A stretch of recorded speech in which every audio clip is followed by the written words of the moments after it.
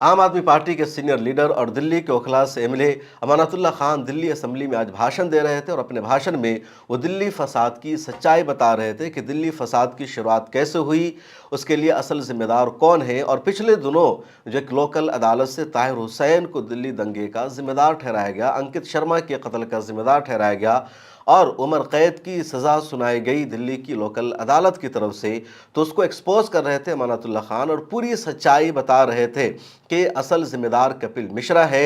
उस वक्त Delhi high court ने भी माना था कि कपिल मिश्रा के बयान की वजह से फसाद हुआ और सरकार पर दबाव बनाया गया था कि सरकार सीरियस ले और दंगा पर काबू पाने की कोशिश करे, लेकिन सरकार ने सीरियस नहीं लिया। अब यही बयान दे रहे थे अमानतुल्लाह खान और सीधे सीधे कपिल मिश्रा का उन्होंने नाम लिया, उनके पुराने बयान का हवाला दिया। उसके बाद सारे भाजपाई खड़े हो जाते हैं, अमानतुल्लाह खान का माइक बंद कर दिया जाता है। अमानतुल्लाह खान ने अपनी इस वीडियो को ट्विटर हैंडल पर शेयर किया है, आप भी सुनिए। खबर मिली कि जमुना पार सीलमपुर से दंगे की शुरुआत हुई। वहाँ मालूम हुआ कि वहाँ भी एक प्रोटेस्ट चल रहा था, खुरेजी में भी प्रोटेस्ट था, शाहीन बाग में प्रोटेस्ट था और कई जगहों पर प्रोटेस्ट था। लेकिन बीजेपी के एक कद्दावर लीडर जो आज दिल्ली सरकार में मंत्री हैं, कपिल मिश्रा जी, वो अचानक वहाँ आते हैं, आकर के पुलिस की सामने बयान देते हैं कि अगर ये प्रोटेस्ट ख़त्म नहीं किया गया, सड़क पर से नहीं हटाया गया, तो फिर हम आपकी भी नहीं सुनेंगे, हम इनको सबक सिखाने का काम करेंगे।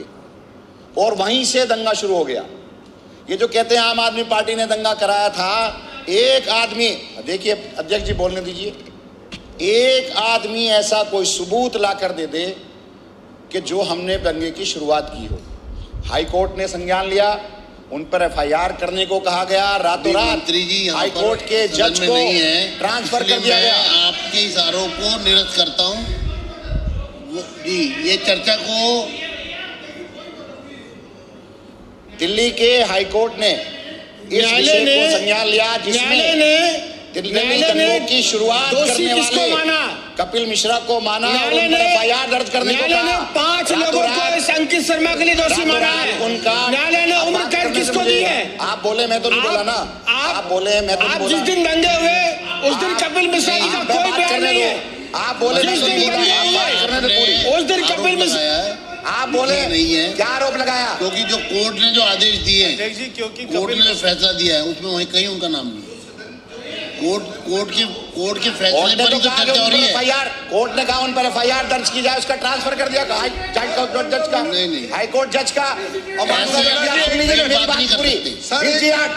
19 मिनट बोले, आप 20 मिनट बोले। सर मैं आपसे 20 मिनट बोले। सर इसी सदन की एक मर्यादा है, मैंने पॉइंट ऑफ ऑर्डर कर रहा हूं। जो व्यक्ति इस समय में सदन में प्रेजेंट न हो उसके बारे में चर्चा नहीं हुई। हाँ तो एब्सेंट है, आप बिल्कुल मत बोलिए। अरे मुझे क्या मालूम है क्या चर्चा कर रहे हैं?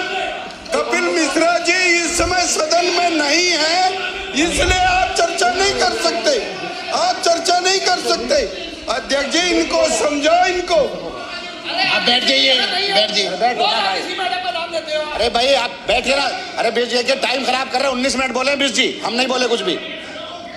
आप बात रखो ना पूरी। अगर आप सुनने की, मैंने कहा था ना सुनने की क्षमता रखना, मैंने आपसे कहा था सुनने की क्षमता रखना।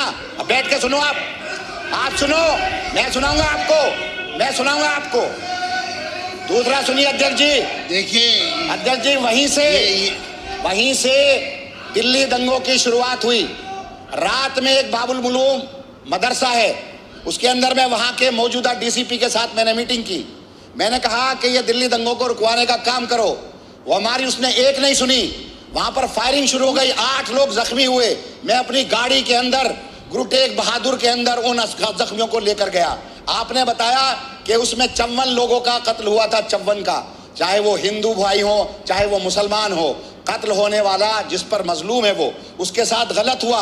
हम मजहब की बुनियाद पर निंदा नहीं करते, हम इंसानियत की बुनियाद पर निंदा करते हैं। हमने 54 के 54 लोगों को मुआवजा दिया, धर्म की बुनियाद पर नहीं दिया।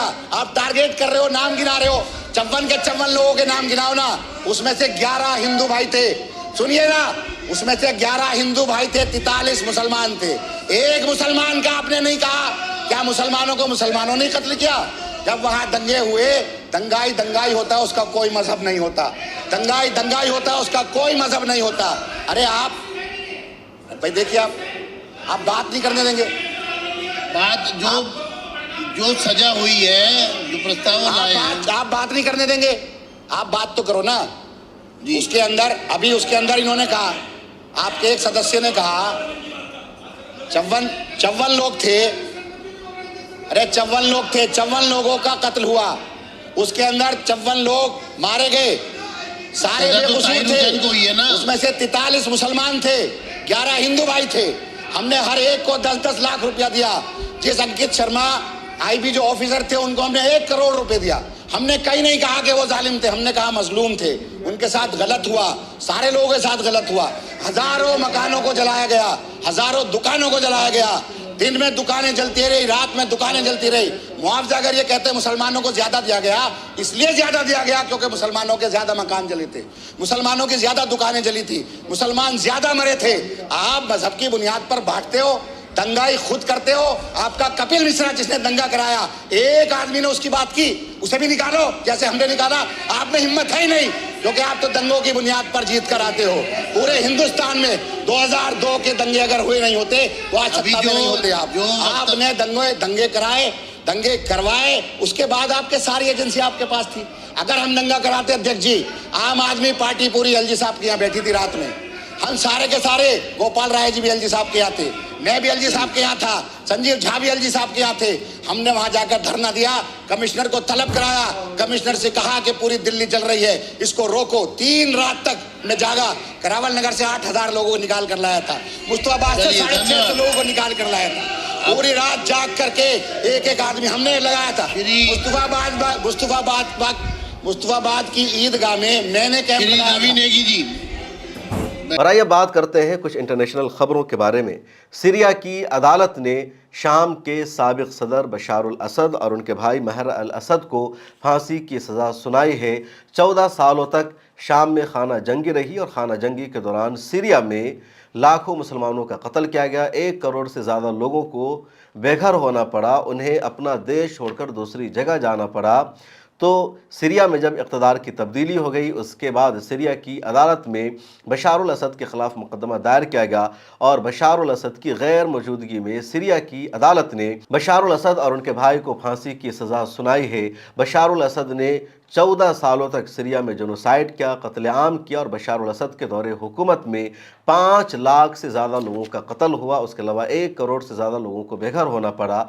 और सीरिया में ये जो कत्लेआम हुआ था, उसमें ईरान का बराबर का सपोर्ट था और रूस भी मदद कर रहा था। रूस और ईरान के सपोर्ट से बशारुल असद ने सीरिया में अपने खिलाफ उठने वाली हर एक आवाज़ को बेदर्दी से दबाने की कोशिश की। जेनोसाइड किया गया। पिछले कई सालों की तारीख में जितना बड़ा कत्ल और जेनोसाइड सीरिया में हुआ मुसलमानों का, किसी और देश में नहीं हुआ है।